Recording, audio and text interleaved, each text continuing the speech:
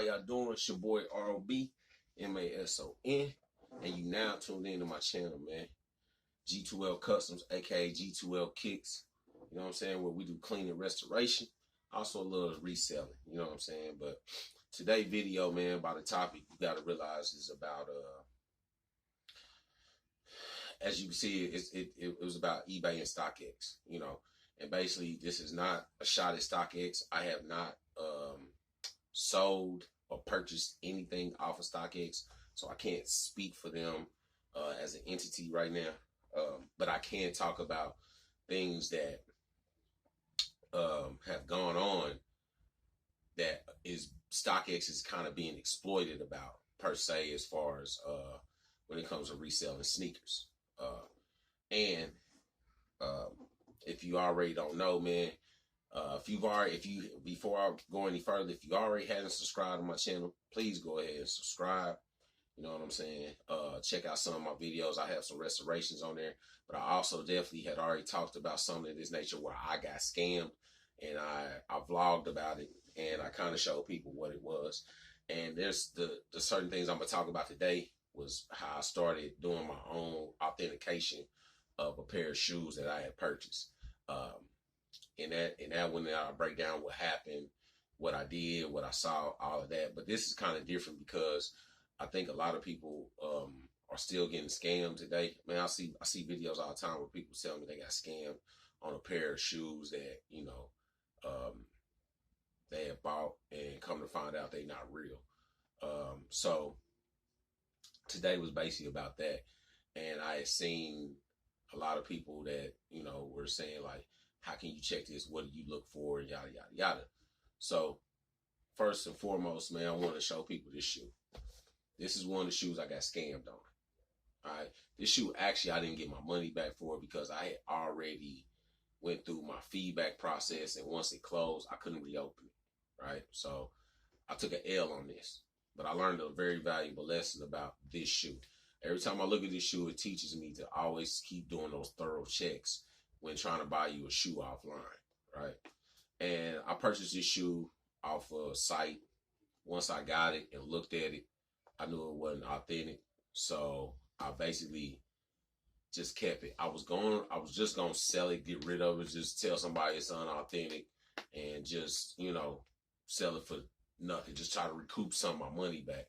But I felt like, nah, I need this shoe as a reference, you know, and just being able to have a reference will always tell me. So I want to talk about that today and give you guys an opportunity to leave me some feedback on what you might have seen, you know, or one thing you ran across. Let me know, man, in the comments below if you ran across where you got scammed on something as far as you purchasing the shoe, and what site. You know, we all trying to sit here and help each other be able to not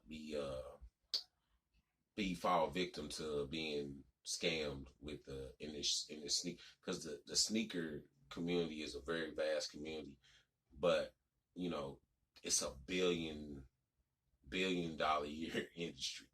Okay, reselling sneakers or just sneakers in general. So I just want people to be more conscious about it. And the reason why I wanted to make this video was to kind of give you small tidbits. If you already didn't know, and I'm just giving this information to you just so you can be able to go further and when you want to purchase offline, and then talk about some of the nuances that's going on today.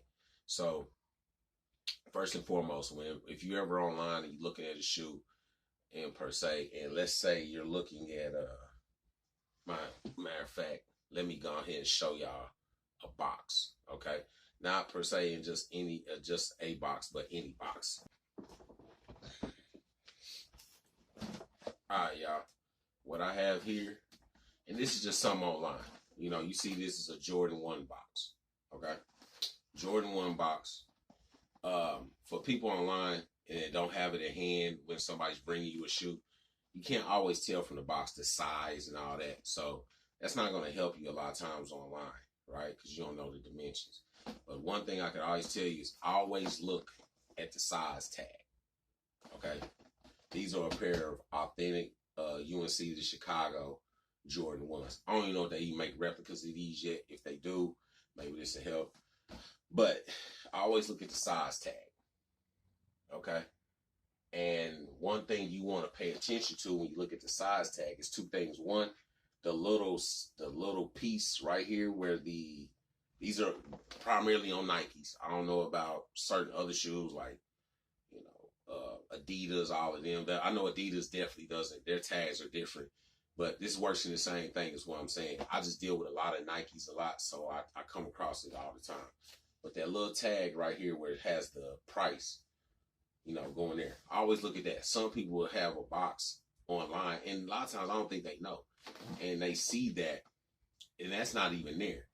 9 times out of 10, I don't even worry about it. I don't even look at the shoe after that. Because then that's telling me that that's probably not an authentic shoe. And 2, what you want to see is right here is the UPC code. Okay, it's that barcode. One thing you can do with that is you can scan it if it's legible enough to be where you can zoom up, maybe use your tablet or something, pull it up, and then take your phone and use it. You can actually do it off the eBay app. They have a barcode scanner. You can scan that or just download the scanner offline. Off your Google Play Store and scan it and see if it comes back as that shoe. I always do a dry run with a pair of my shoes.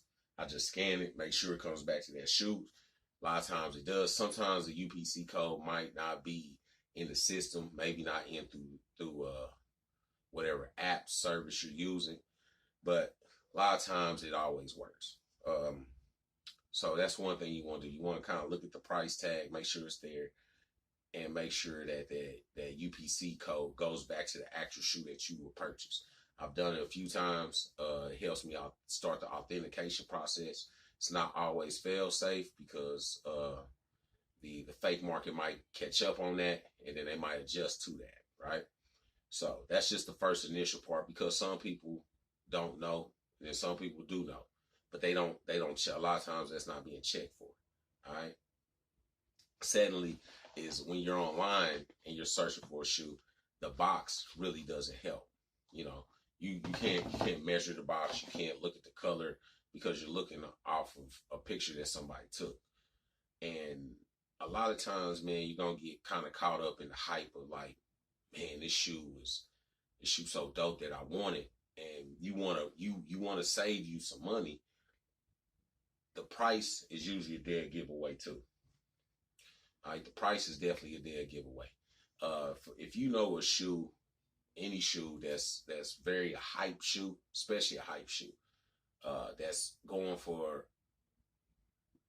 $1,000, and you see somebody selling it maybe for 300 to 500, anything under what the resale of that shoe might be, then you're probably going to be buying a replica shoe.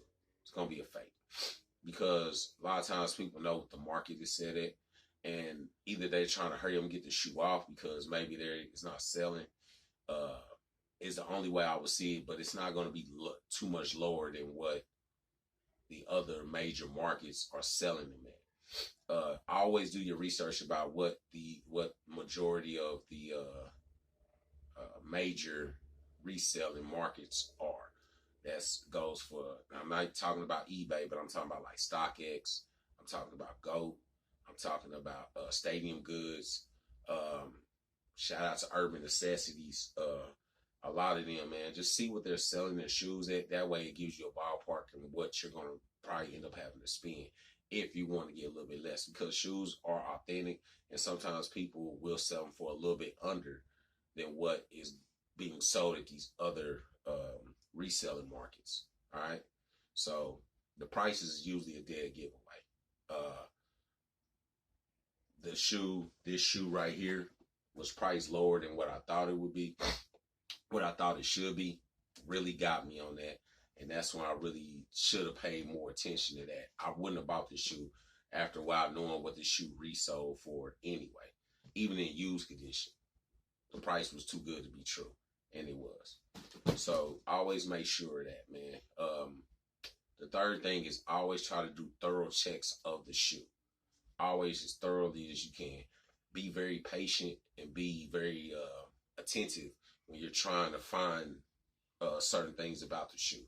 Very indiscrepancies, man. Look for everything. You know, the bottom of the sole, whatever is a little tidbit that you can be able to gauge and be able to try to authenticate it offline is what you do. A lot of times where I go strictly to is I already showed you. I go to the box, I check the price, and then also too if they have the shoe tag on the inside, which is like on these. I don't know if I can show it to y'all, but the little shoe tag right there. I always look at that too, man, because sometimes the fake markets don't always have the dates right. And what I mean is, this shoe here came out in 2012, right? This is with the one with the Nike on the back, not the Jumpman. 2012, this shoe was released. This shoe said it was made in 2018. That's not possible. Okay, shoe didn't come back out in 2018.